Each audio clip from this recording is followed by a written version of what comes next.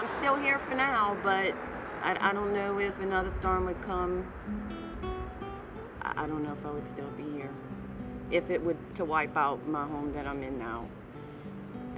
I can't afford the insurance. I don't have insurance. So if that goes, then unfortunately I would be out of here. And I never thought I would say that. After I lost the other house and I started building this one, everybody asked me, say, Roger, what you gonna do? I said, I'm gonna build back. They said, where at? I said, in the same place. They looked at me like I was crazy.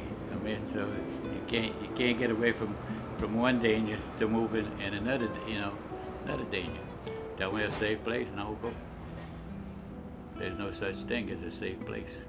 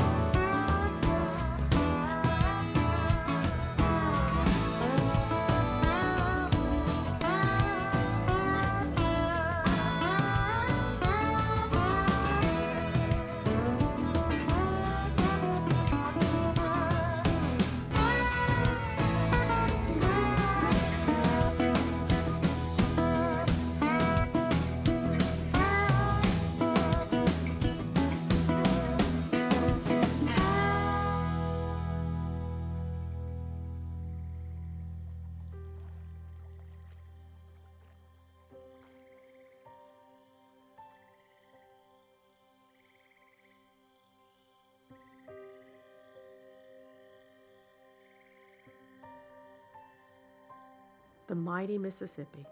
For millions of years, long before humans settled on the land, the river carved its path through the continent. It drains an area of approximately 1.25 million square miles from 31 states and 2 Canadian provinces. Historically, the Mississippi River would overflow its banks in springtime, depositing sediment to form rich alluvial plains and spilling out into the Gulf of Mexico. Accompanying millions of gallons of water, the river also moves sediment down its course. For millennia, the sediment built up, forming the coastline, creating habitats for plants and animals. These wetlands served as a natural buffer against the storms and hurricanes that so often threaten Louisiana's coast. In 1682, French explorers canoed down the Mississippi and claimed the region. As it was to the indigenous Americans, the river was of great importance to the French and other settlers. The Mississippi became a crucial link between Louisiana and the rest of the world, as it allowed for transportation of goods and people up and down its length.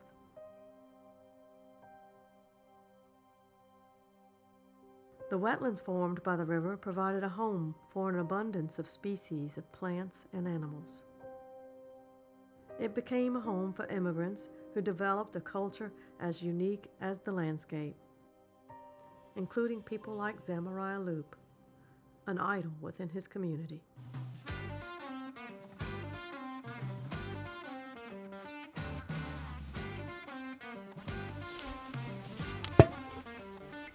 So my name is Zachariah Zane Loop, but my nickname is ZZ. I grew up in a place called Bayou Buff that's in between 2 different lakes, Lake des Allemands and Lake Buff. I run a swamp tour called ZAM Swamp Tours, but by no means am I the first. I'm a 3rd generation swamp tour owner, but I'm an 8th generation Cajun. This place has been here for a long, long time. People from around the world have come to visit, learn about the culture, learn about our animals, see everything that Louisiana has to offer. Zams is named after my grandmother. Her name was Azima. She was the matriarch. My grandfather started buying swamp tour boats and he started putting alligators in the backyard, and people started coming from France to hear the Cajun French, and people started coming from New Orleans to get out of the major city of New Orleans to start seeing more rural areas. And that's where we fit in. You know, we're an hour out of New Orleans, which is worth the drive because what we have to offer is an authentic experience. It's almost like a dive into the history of Louisiana, being that this place is such a time capsule. And all the animals that we have up close and personal experience with them. You get to hold them, you get to touch them, you get to see what they look like and how they interact with other things in the wild while you're here. Once ZAM started rolling and the business started growing, my grandfather took a step back. And my mom and dad ran ZAM's for 30 years, growing its name and its reputation before I stepped in to take it over and continue their legacy. Now, by no means am I self-made. I'm a byproduct of my parents and the world that I grew up in. The place, the animals, they built me and allowed me to become who I am today.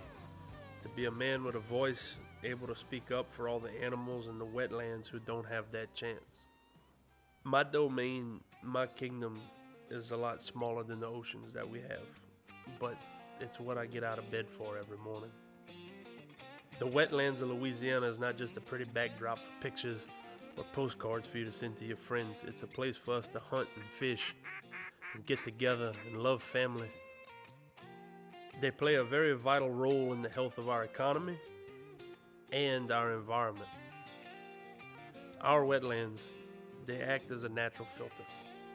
The water plants that grow here, they add oxygen to the water and they make it more suitable for other wildlife and plants to be able to survive.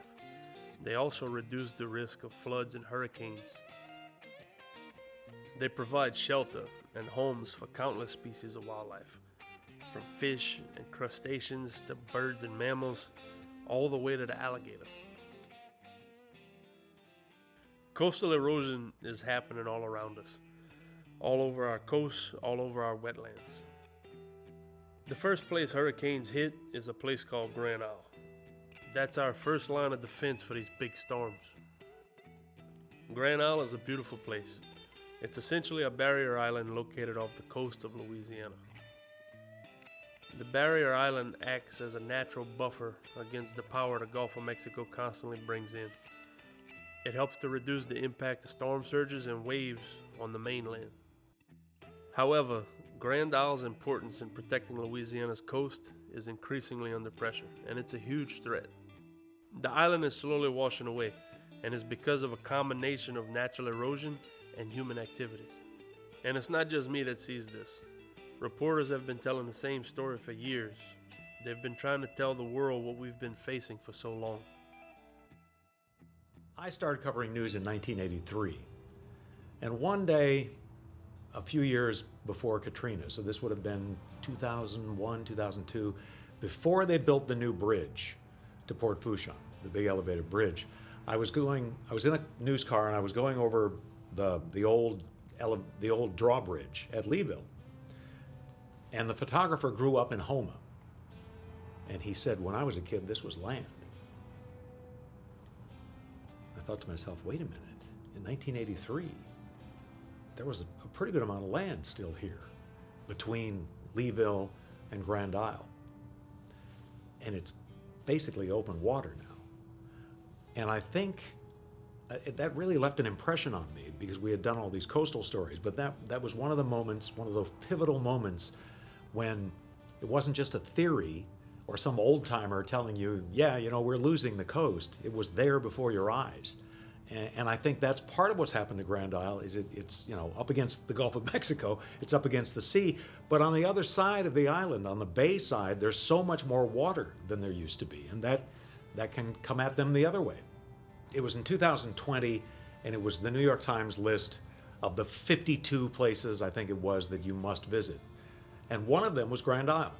And the reason was, on the one hand, the charm, the uniqueness of Grand Isle, because there really is only one Grand Isle out of all the beach communities around the country, the only barrier island in Louisiana that's occupied. But one of their reasons also was see it before it goes away, because there has been that continued threat that is a real possibility. As a kid growing up, you never really pay attention to the land around you. Nothing seems to change. Then one day, everything's different. It wasn't until later in life when I came back that I realized how much we had lost. I want to save my world, and my world is rapidly disappearing because of coastal erosion and a lot of other things. Wetland loss is something that weighs heavy on my heart. As a Cajun who has lived here all my life, I've seen the devastating effects of this loss firsthand, and I know that it's not something that we could turn a blind eye to anymore. Elevating sea levels, coastal erosion, and rising temperatures all contribute to the loss of land, while oil and gas exploration, dredging, and other human activities antagonize the problem. As our wetlands continue to shrink, Louisiana, as a whole, needs to take action to protect and preserve our valuable resources before it's too late. Coastal erosion doesn't just hurt the environment, it hurts everyone. The river has also provided a way of life for generations of fishermen, mariners, and other businesses who rely on it for their livelihood. The next time you eat some seafood and it seems overpriced, it's because the waters and marshes where our wild-caught seafood's harvested is rapidly disappearing. Louisiana thrives from tourism. With tremendous efforts from the Lafourche Parish Tourism Commission, the state manages to bring in nearly $1.6 billion of revenue each year. Now, with that being said, you can't accommodate tourists if you don't have a state for people to tour. So coastal preservation, of course, is a major initiative here in Louisiana. I mean, it's no secret that we are losing just massive amounts of land to coastal erosion. And so, we always talk about bringing in the visitation here and showcasing this area, but it's also very important for us to also preserve this area so that future visitors and future residents are here and they're able to enjoy this culture of the wetlands and this life that we have here on the bayou. And so we very much refer to it here very lovingly as up the bayou and down the bayou. And so further down the bayou you get is more of that wetlands. It's more of that brackish water, the salt and the fresh water mixing in. And so that wetlands, that distinct culture and the distinct wildlife that it creates down there is major for tourism here in the parish, such as fishing. I mean, our charter fishermen that, their livelihoods are built off of the bayou. Their livelihoods are built off of the Gulf. And such as initiatives like Port Fourchon is working on with their Coastal Wetlands Park, the viewfinders, to really allow access for visitors to come in and see firsthand the importance of the wetlands and really learn about what the wetlands is. And so I know that Nicholls State University is working on the Coastal Center, which is a great initiative and is a major game changer for Thibodaux and Lafourche Parish to host and to house those scientists and that work that's being done to further coastal preservation. And again, without the preservation of our coast, we can't promote our authentic and unique destination. Pretty much what happened was in the early 1900s, the U.S. Army Corps of Engineers began constructing protection levees and other flood control measures to protect the people and their property along the river. These measures have prevented widespread devastation from flooding, but they also had some unintended consequences. The levees we built prevented sediment and nutrients from reaching Louisiana's wetlands, causing them to shrink at a devastating rate.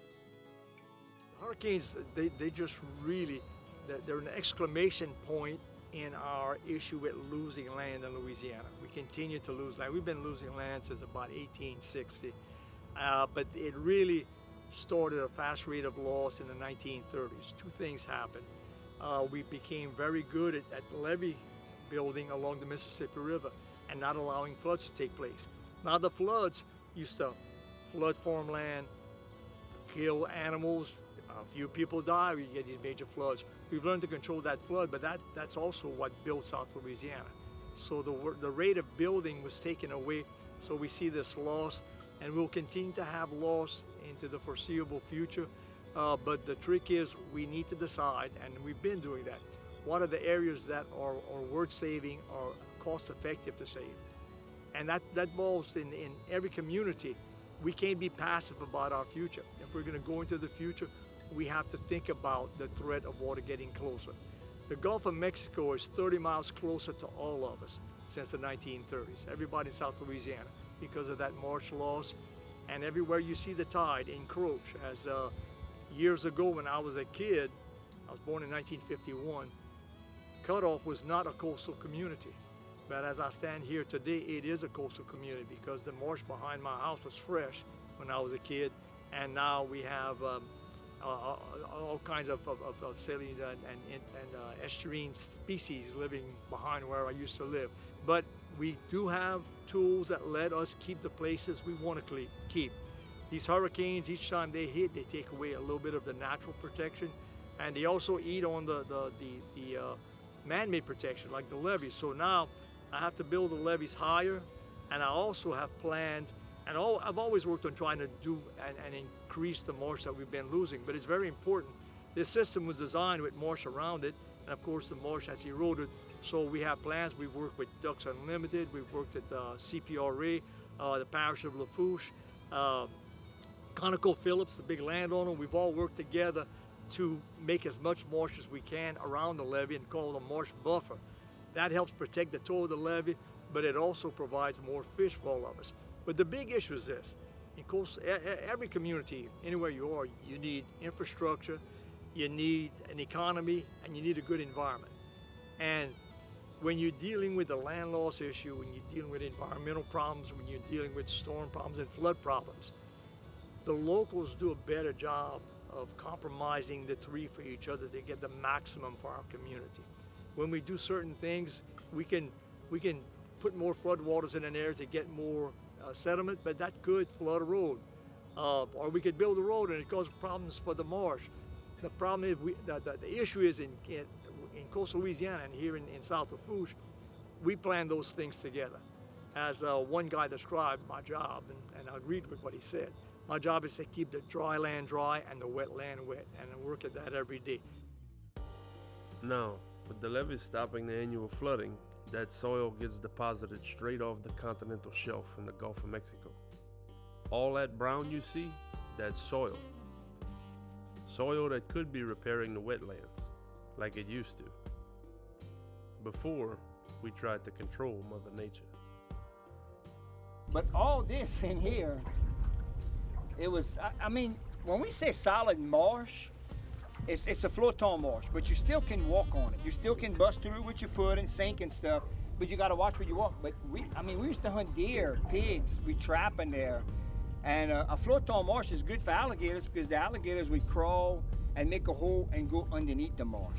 That's how they survive. That's how they hide and stuff, you know, in the wintertime and all.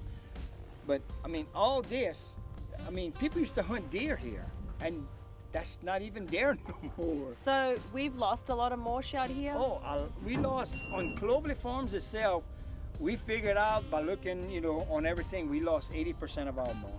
80%. You know, it could be a little more than that even. Basically, when the Mississippi River runs, it's fresh water. So it kind of starts making bayous and stuff, and they got what they call a spall bank. In other words, when the water's running, it starts filling into the marsh, and the settlement in the river, you know, it keeps piling and piling and piling up until you have like a little mud river, okay? So, as long as your fresh water is running through, you have different types of grass that clings on to the settlement in the river, and it starts rooting out. And the roots kind of hold the settlement together, and then it makes what they call a floton. It just keeps growing and growing and growing. We call it a floton because it actually floats on top of the water, and it keeps building and building and building. And you know, that's what a floton is. So our marshes are very vulnerable to salt water and storms because it will wash it away. It's gonna bust it and just wash it away. But you need that river water and fresh water running through here constantly to keep building your settlement to hold your marsh together. With the salt water creeping in, it's killing the marsh grass and the trees, which depend heavily on the water it flourishes in. This whole swampland is dead. Without the roots from the trees and other plants holding the land together, erosion speeds up. Hopefully, the next generation continues the fight of restoring our coast and preserving our culture. So a lot of our students are doing research with faculty advisors on the coast. So the research they're doing is part of grants that we're using to save the coast, to look at biota on the coast, and the stuff they're doing is to inform everybody what's going on the coast. So it's kind of a glimpse into the research, what Nicholls is doing to kind of transform and help the coast, sustain the coast, preserve the coast. They're teaching us what they're doing to save coastal Louisiana. That's important because they're the next generation. They're the ones, when they graduate, they're going on to work with wildlife and fisheries, EPA, the organizations that are going to help maintain and preserve Louisiana. So they're getting the head start here at Nicholls, and what they're doing is they're teaching us what they've learning and what they're going to take with them in the next part of their careers. Now, when a hurricane moves over land, it begins to weaken due to several factors, including cooler temperatures, increased friction from the land, and reduced access to moisture. Every 3 miles of our wetlands reduced the hurricane storm surge by 1 foot. We've had bad hurricanes in the past, but had they hit us today, they would be way worse because of the protection we've lost over the past 60 years. Now listen, our Cajun culture is unlike anywhere in the world. It's full of rich cuisine, hip swaying music, especially the distinct dialect of the Cajun French language. The sad part is, we're disappearing just as fast as our coast. Our Cajun food is known for its seasoned flavors, mixing together ingredients like chicken, seafood, and sausage into dishes like gumbo, jambalaya, crawfish etouffee, and the alligator sauce pecan. Cajun music emerged from the depths of Louisiana's bayou. When families would get together and cook, it was a way for them to share stories about past loved ones and hard times they went through getting exiled from Nova Scotia. It features a fiddle that seems to come to life and an accordion tune flowing down from the heavens with lyrics in both French and English. Alligators themselves is a very cultural animal for the Cajun people. We relied heavily on it for decades, on its meat, on its hide, to feed our families. In the 1960s, alligators were worth $70 a foot. So, the Cajun people almost hunted alligators to the point of extinction. And in the 1980s, the government stepped in and said, hey, hold up. We're going to put rules and regulations on an alligator. You can't hunt them anymore. And basically, alligators were outlawed all through the 1980s. With all the efforts from Louisiana state alligator farms and the government's assistance through wildlife fisheries, the population of alligators has rose back to where it should be. Just like we saved the gators from almost certain extinction, I know we could all do something, pull together, and save our wetlands. Moist air rises from the surface and forms clusters of thunderstorms across the Sahara Desert. These thunderstorms travel over the waters of the Atlantic tropics. They can merge and intensify, eventually forming a large area of low pressure. As it travels across the ocean, it gathers moisture and energy, which allows it to continue to intensify and grow. The rotating winds around the center of the low-pressure system begin to organize and form the characteristic spiral pattern of a hurricane. In August of 2021, the people of South Louisiana prepared for a hurricane called Ida, as she headed straight for our coastline. With most of its wetlands washed away, Louisiana was considerably more vulnerable than it had been in its entire history. First of all, our barrier islands, they've been destroyed. The thought was that Grand Isle may have been cut in half, which would have been catastrophic. Every day we lose a football field, a minute of land. When a storm comes, it's probably every second we lose it. Wave action washing away. The lower coastal areas, there's no speed bump. So the more coastal area we lose, New Orleans becomes more of that speed bump. So storms can't weaken farther south, because if the coastline is south of Houma now, you're not weakening a storm until it hits Laplace, New Orleans. So we can't really take any more because A, we're looking at a lot of destruction from the coastal areas, which are those speed bumps that kind of weaken the storms. And with so much marsh area down here, the storms are getting closer and the stronger storms are getting more frequent closer toward the major metropolitan area. Another issue, insurance. A lot of people can't get insurance. A lot of insurance companies have left the state. Citizens is having huge increases. People can't afford it. So from a land standpoint, from living in this area, it's getting more difficult because of these catastrophic storms. And again, the insurance issue is, I think, one of the bigger issues where a storm may last for 2 days, but if you can't for the next year get insurance, what do you do? On the 16th anniversary of Hurricane Katrina, Ida had grown 125 miles wide. Most of our residents had evacuated, but some took the chance to stay and ride it out. Let's get an update now on Tropical Storm Ida, of course, hit the Louisiana coast as a Category 4 hurricane. We are getting a frightening look at this image of Hurricane Ida as she bears down on the Gulf Coast. There is growing concern in Grand Isle, Louisiana. The images of water rushing into homes there. Calls for help. Rescuers unable to reach them for some time. Authorities had warned of this once the hurricane hits.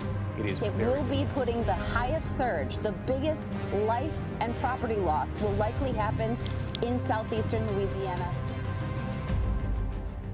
With the levee system doing its job, it contained the storm surge.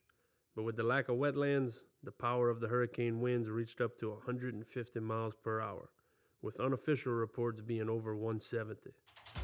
On that Sunday, August 29th, she violently penetrated our wetlands, kidnapping miles of coastline with her, tearing through our state and leaving a pile of destruction wherever she went.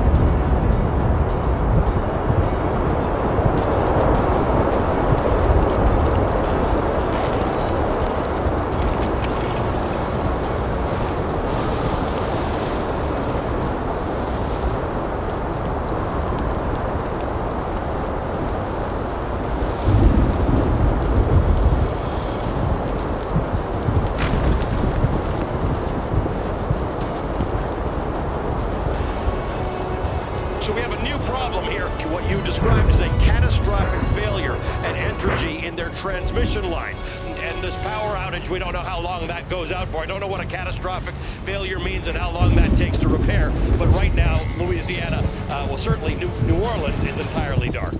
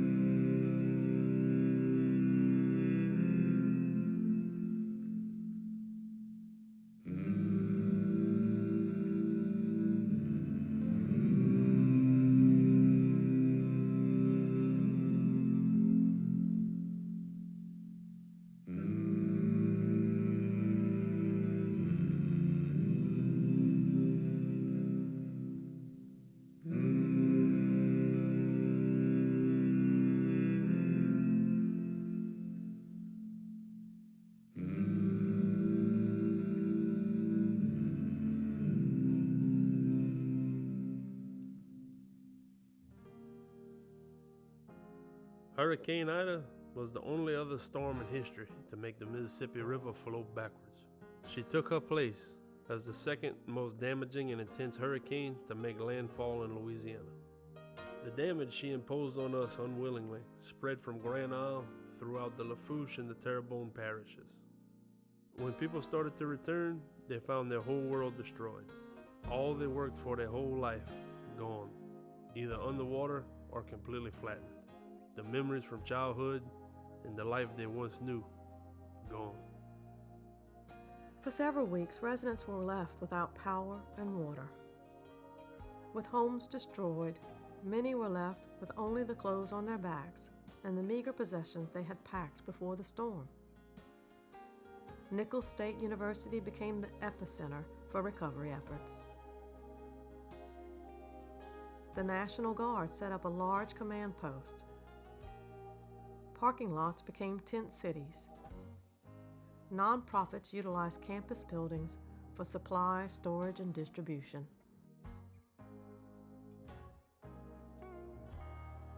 I stayed for the storm. Being one of the younger residents here in Bayou Buff, I had to do my part to help my community any way possible. A lot of the older people that survived bigger hurricanes like Hurricane Rita, Hurricane Katrina, they stay. When a hurricane like that comes in, first responders can't get there for a couple days.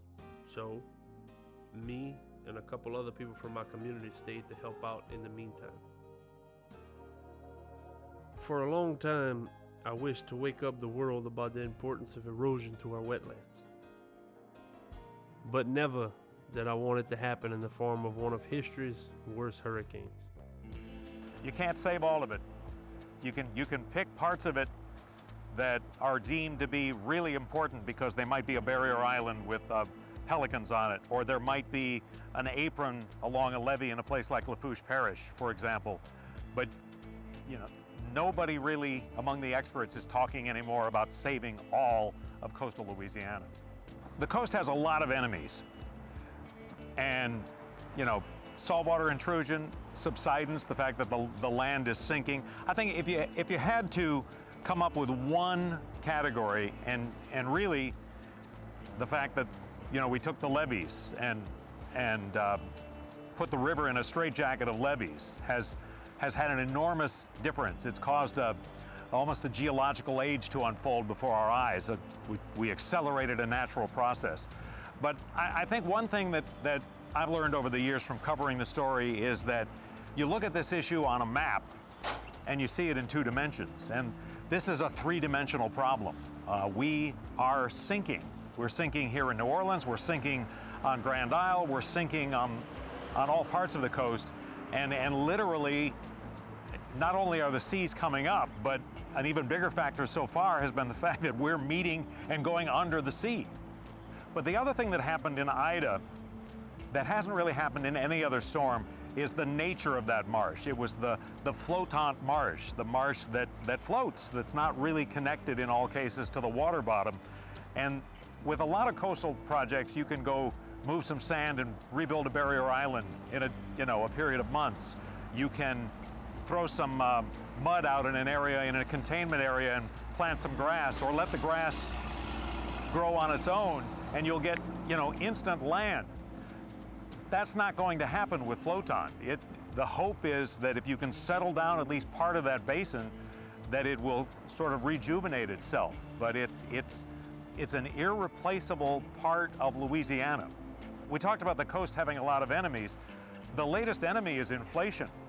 We have a $50 billion master plan that is the blueprint for bringing this back.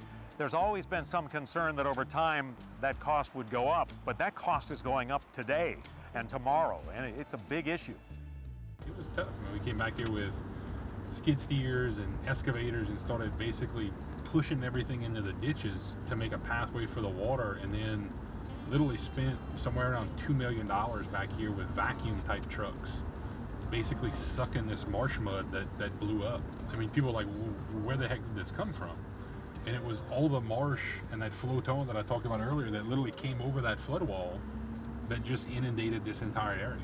It was absolutely just devastating.